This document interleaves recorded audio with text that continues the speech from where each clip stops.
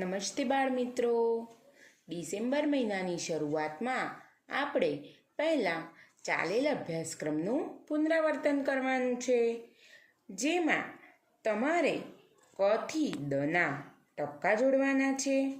ત્યારબાદ ક થી દ સુધીના મૂળાક્ષર આ ખાનામાં લખવાના છે અને ચિત્ર જોઈને મૂળાક્ષર ફરતે ગોળ કરવાનો છે અને પાછળ આવતો મૂળાક્ષર લખવાનો છે.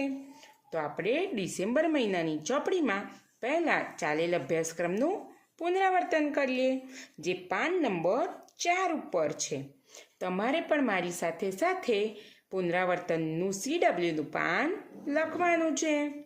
ચાલો પહેલાં બાળકો આપણે ક થી દ મૂળાક્ષરના ટપકા જોડી દઈએ. બધાએ સરસ રીતે ટપકાની ઉપર પેન્સિલ ફેરવવાની છે અને મૂળાક્ષર લખવાનો છે. કમળનો ક,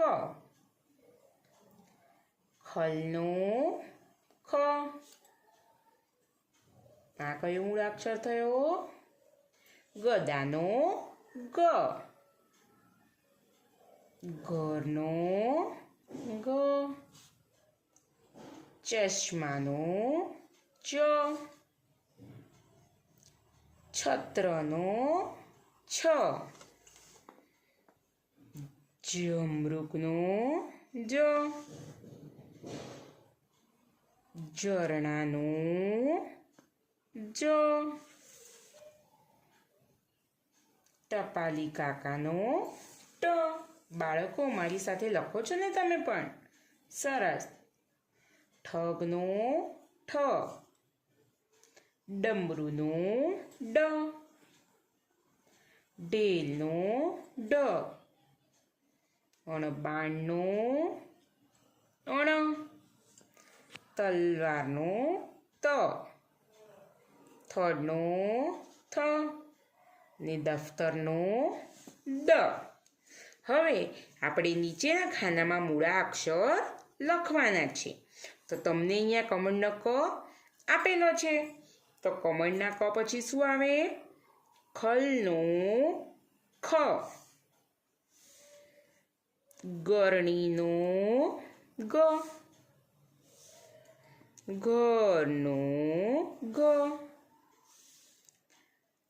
ચરખાનો ચ, છત્રીનો છ, જમરૂકનો જ, જબલાનો જ, ટબનો ટ, ઠળિયાનો ઠ, ડબ્બાનો ડ, ઢગલાનો ડ, અનબાણનો અણ, તરબૂચનો ત, થડનો થ ને શું લખીને આપેલું છે? દાડાનો દ. તમે બધા જ મૂળાક્ષરો દરેક ખાનાની અંદર લખી દીધા છે. હવે આપણે નીચેની સૂચના જોઈ લઈએ. ચિત્ર જોઈ તેના મૂળાક્ષર ફરતે ગોળ કરો. તો આ શાનું ચિત્ર છે? ઢગલાનું ચિત્ર. તો ઢગલાનો ડ, તો આપણે ક્યાં ગોળ કરવાનું છે? ઢની ઉપર. નીચેનું ચિત્ર જોઈએ. આ શાનું ચિત્ર છે? દડાનું. તો દડાનો દ. આ શાનું ચિત્ર છે? ટામેટાનો ટ. નીચે શાનું ચિત્ર છે? તરબૂચનું ત. કરી દીધું બધા બાળકોએ ગોળ? સરસ. નીચેની સૂચનામાં છે પાછળ આવતો મૂળાક્ષર લખો.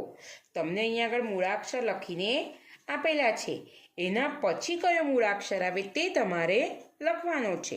તો આપણે ઉપર અહીંયા કક્કો લખેલો છે તેનામાં આપણે જોઈશું. તો અહીંયા શું આપેલું છે? ટપાલીનો ટ.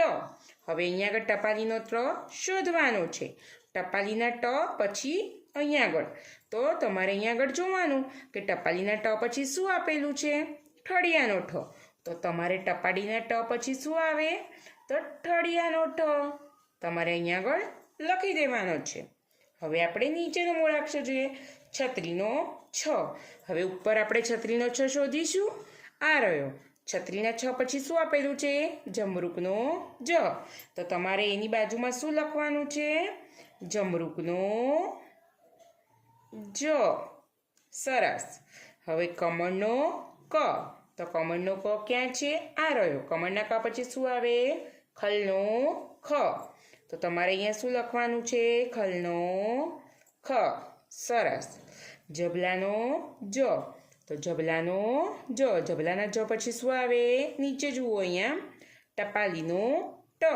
તો જબલાના જ પછી અહીંયા શું લખવાનું છે? ટપાલીનો ટ. ઢગલાનો ઢ. હવે ઢગલાનો ઢ શોધીશું. ઢગલાના ઢ પછી શું છે? અણફેણનો અણ. તો અહીંયા શું આવશે? અણફેણનો અણ. સરસ. નીચે શું છે? કયો મૂળાક્ષર છે? ચકલીનો ચ. હવે આપણે અહીંયા આગળ મૂળાક્ષર કયો? ચકલીનો ચ શોધવાનો છે. ચકલીના ચ પછી શું છે? છત્રીનો છ. તો તમારે ચકલીના ચ પછી કયો મૂળાક્ષર લખવાનો અહીંયા આગળ? છત્રીનો ચ. લખતી વખતે ભૂરી લાઈનને અડકીને જ મૂળાક્ષર લખવાનો છે. નાના નાના અક્ષરે લખવાનું નહીં. આ બંને ભૂરી લાઈનને અડકીને જ તમારે મૂળાક્ષર લખવાનો છે. બધા બાળકોએ મારી સાથે CWનું પાન કર્યું. આની સામેનું પાન જે HWનું છે, પાન નંબર 5, તે તમારે ચોપડીની અંદર લખવાનું છે. અને વાલીશ્રીને નમ્ર વિનંતી કે બાળકોને ચિત્ર દોરીને આપે, એની નીચે ખાનું કરીને આપે, જેથી બાળકો ચિત્ર ઓળખે અને મૂળાક્ષર એ ખાનાની અંદર લખે. તમારે આ લેસન નોટની અંદર પણ કરવાનું છે. બધા બાળકોએ નિયમિત રીતે લેસન કરવાનું. ઘરે રહો, સુરક્ષિત રહો અને સ્વસ્થ રહો. આવતા વિડીયોમાં આપણે ફરી મળીશું. આવજો.